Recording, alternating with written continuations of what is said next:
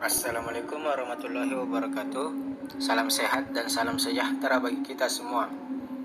Pada kesempatan kali ini, saya akan membahas tentang aliran pendidikan modern sesuai dengan tugas pengantar pendidikan yang diberikan oleh dosen Dr. Andes Haji Alimuddin Sabbanmiru MPD. Pertama-tama perkenalkan, nama saya Muhammad Tasrif Tahir, NIM 21020450003,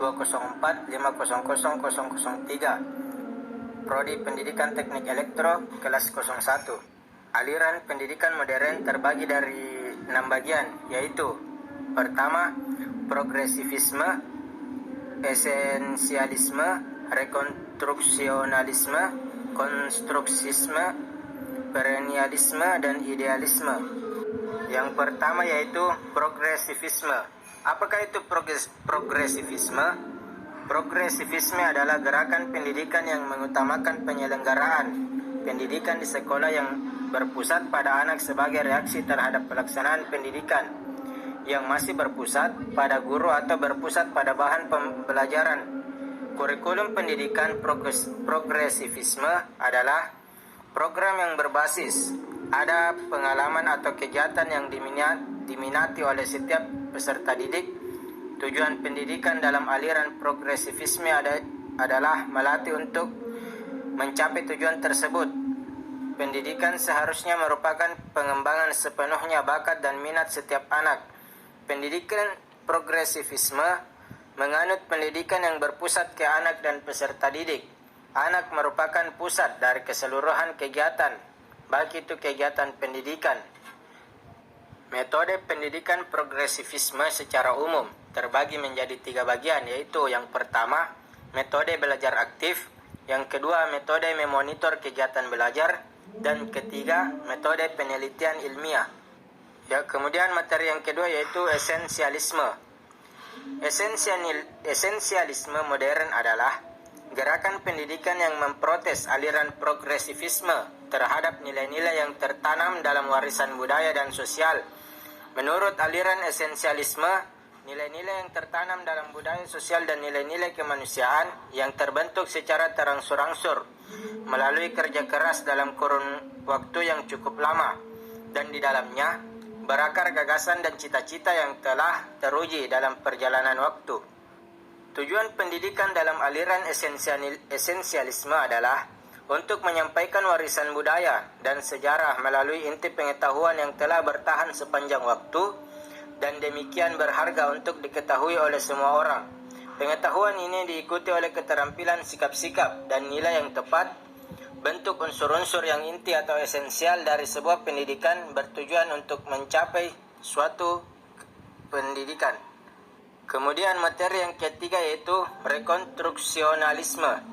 Rekonstruksionalisme memandang pendidikan sebagai rekonstruksi pengalaman, yaitu pengalaman yang berlangsung terus dalam hidup. Sekolah yang menjadi tempat berlangsungnya pendidikan haruslah menjadi gambaran kecil dari kehidupan sosial di masyarakat. Sekolah-sekolah rekonstruksional berfungsi sebagai lembaga utama untuk melakukan perubahan sosial, ekonomi, dan politik dalam masyarakat. Tujuan berpendidikan rekonstruksionalisme adalah untuk membangkitkan suatu pendidikan yang ada di negara kita. Kemudian materi keempat yaitu konstruksivisme. Konstruksivisme adalah gagasan pokok yang diawali oleh Giambattista Vico. Vico mengatakan bahwa Tuhan adalah pencipta alam semesta dan manusia adalah Tuhan dari ciptaan. Mengerti berarti mengetahui sesuatu. Jika yang mengetahuinya hanya Tuhan yang dapat mengetahui segala sesuatu karena Dia menciptakan segala sesuatu itu.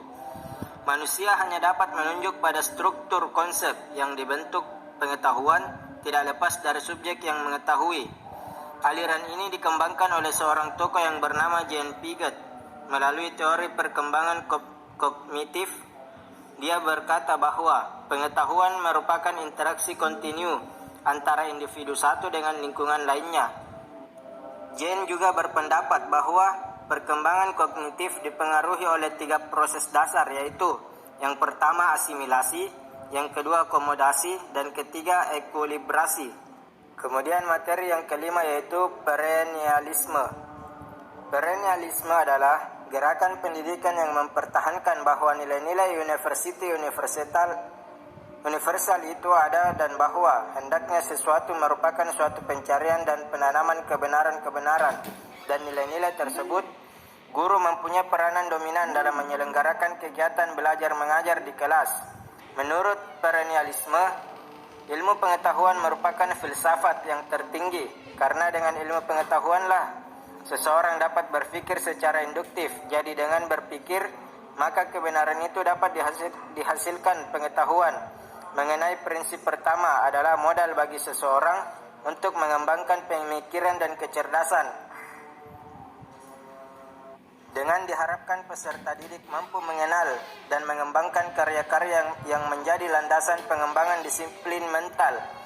Karya-karya ini merupakan buah pikiran besar pada masa lampau.